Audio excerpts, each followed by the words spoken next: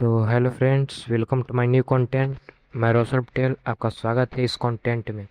हम आज बात करेंगे कि स्टूडेंट को कैसे पढ़ना चाहिए।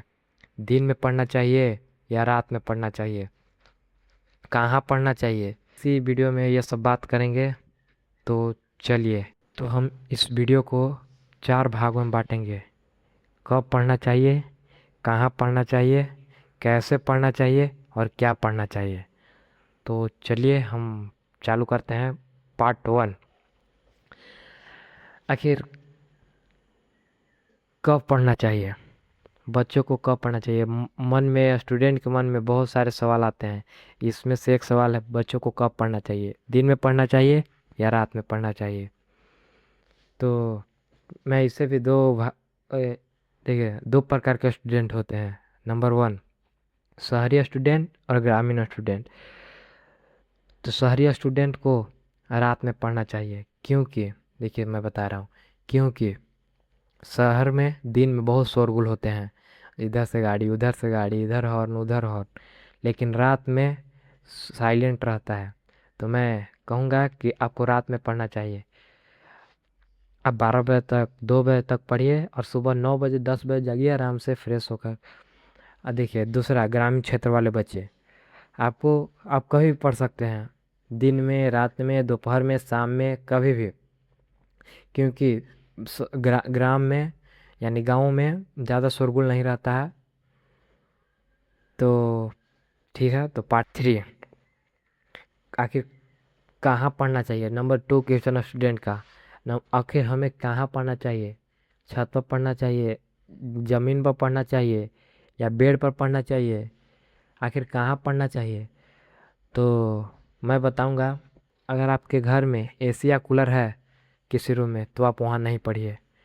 आप आराम से एक रूम लीजिए, आराम से, छोटा हो, वहाँ एक बेंच होना चाहिए, टेबल होना चाहिए और किताबें होनी चाहिए, बस।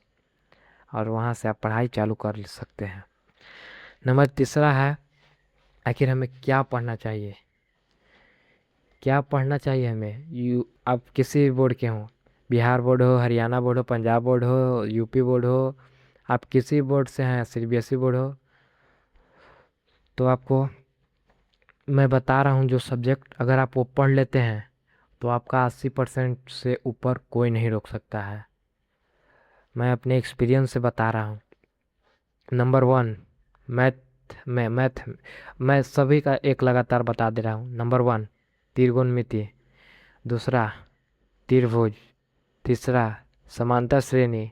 चौथा, निर्देशांक ज्यामिति। और पांचवा, क्षेत्रमिति। साइंस में है जनन। दूसरा है कार्बन और उसके यौगिक। तीसरा है रासायनिक अभिक्रिया और समीकरण। चौथा है अम्ल, क्षार और लवण। पांचवा है जैव प्रक्रम। छठा है हमारा पर्यावरण। आप इसे हल्के में ना लें, अधिकतर बच्चे इसे हल्के में लेते हैं। लेकिन आप क्वेश्चन उठाइए और देखिए, 5 नंबर का क्वेश्चन इसी से आता है, एक आध नंबर। अब एक एक तो सूट ही रहा है, विद्युत धारा और चुंबकीय प्रभाव। ये बहुत इंपॉर्टेंट क्वेश्चन है, हमेशा इसमें से एक आ जाता है। एसएसटी की बात करें तो एसएसटी में भारत में राष्ट्रवाद, यूरोप में राष्ट्रवाद, भूमंडलीकरण, फिर आगे है तो संसाधन, परिवहन, आपदा, ये सब। फिर सिविक्स है, सिविक्स में है सत्ता में साझेदारी, न्यायपालिका के बारे में। फिर है इकोनॉमिक्स में तो वित्तीय संस्थाएं, अर्थव्यवस्था और अर्थव्यवस्था। अगर पढ़ लेते हैं तो 80 नंबर आ जाएगा। हिंदी और संस्कृत की बात करें तो हिंदी संस्कृत में आप व्याकरण पढ़ लीजिए पूरा, और जो आपको किताब है वो पढ़ लीजिए, इससे ज़्यादा नहीं आएगा। अगर ये सब आप अगर क्लियर कर लेते हैं तो आपका 80% कोई नहीं रोकेगा। तो पार्ट 4, हमें कैसे पढ़ना चाहिए। अगर आपको पता नहीं है कि हमें कैसे पढ़ना चाहिए, तो मैं बताता हूँ। देखिए, आपके सिलेबस में जितने भी चैप्टर हैं उस चैप्टर को आप मंथ बाय मंथ बांट दीजिए कि मैं इस मंथ में ये पढ़ूंगा, उस मंथ में मैं ये पढ़ूंगा, इस मंथ में मैं ये पढ़ूंगा। जैसे फॉर एग्जांपल अभी जुलाई है, जुलाई में मैं त्रिकोणमिति पढ़ूंगा, भारत में राष्ट्रवाद पढ़ूंगा और ईटीसी। अगर ये हो गया तो आपको और आसान हो जाएगा। फिर जो आप चैप्टर चुने उसे डे बाय डे चुनिए, डे बाय डे बांटिए। मंथ से हो गया डे, डे बाय डे बांटिए। मैं एक 1 जुलाई से 10 जुलाई तक त्रिकोणमिति में यहाँ से यहाँ तक पढ़ूंगा, भारत में राष्ट्रवाद यहाँ से यहाँ तक पढ़ूंगा और ईटीसी ऐसे। अगर आप डे बाय डे कर लिए तो उसी को जो एक पार्ट निकला उसको इसमें बदलिए। मैं इतना घंटे ये पढ़ूंगा, इतना घंटे ये पढ़ूंगा, इतना घंटे ये पढ़ूंगा। इससे आप इतना बड़ा टॉपिक को आप इतना बड़ा टॉपिक को इतना सा में ला दिए। और आप जानते हैं बड़ा पहाड़ को तोड़ना मुश्किल होता है, बट एक छोटा सा कंकड़ को तोड़ना बहुत आसान होता है।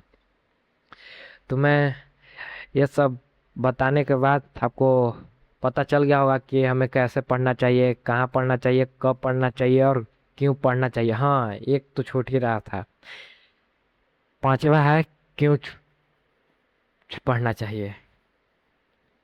आखिर हमें पढ़कर क्या करना चाहिए। देखिए, अभी हम अब जिस क्लास में हैं मुझे नहीं पता, आप जिस भी क्लास में हैं उसका गोल रखिए कि मैं किस लिए पढ़ रहा हूँ। 60% के लिए पढ़ रहा हूँ या 90% के लिए पढ़ रहा हूँ। अगर आप गोल रखते हैं तो आपका फोकस सीधा गोल पर रहता है। हाँ, अगर अगर आप गोल रख लिए हैं तो उसे पूरा करने के लिए जी जान लगा दीजिए, क्योंकि आपका मेहनत कोई नहीं देखेगा जब तक सफलता नहीं होगी। सफलता ही लोगों को जलाती है, आपकी मेहनत नहीं जलाएगी। आप मेहनत कर रहे हैं या नहीं कर रहे हैं किसी को फर्क नहीं पड़ता। अगर आप सफल हो गए तो सब कोई कहेगा कि देखो वो टॉप कर गया, देखो वो टॉप कर गया, आपका नाम पेपर में आ जाएगा, जानिए। तो मैं यही कहना चाहूँगा कि आपको मेहनत करना चाहिए। आप किसी भी क्षेत्र में हो, आप पढ़ाई कर रहे हो, स्टूडेंट हो, तो आप अच्छी तरह से मेहनत करिए। आप क्रिकेटर बनना चाहते हैं, हाँ, आप आपको जिस चीज़ में मन लग रहा है वो करिए। क्रिकेटर बनना चाहते हैं क्रिकेटर बनिए, फुटबॉलर बनना चाहते हैं फुटबॉलर बनिए, टेनिस खेलना चाहता है टेनिस खेलिए, सिंगिंग करना चाहता है सिंगिंग करिए, डांसिंग करना चाहता है डांसिंग करिए। आपको जो बढ़िया लग रहा है वो करिए। यूट्यूब चालू करना चाहते हैं यूट्यूब चालू करिए। जो भी अच्छा लग रहा है वो करिए, लेकिन कुछ करिए। क्योंकि आज इस युग में ज्ञान तो ज़रूरत है ही, लेकिन सबसे बड़ा हो गया है पैसा। पैसा इज पावरफुल। इसी के साथ मैं इस वीडियो को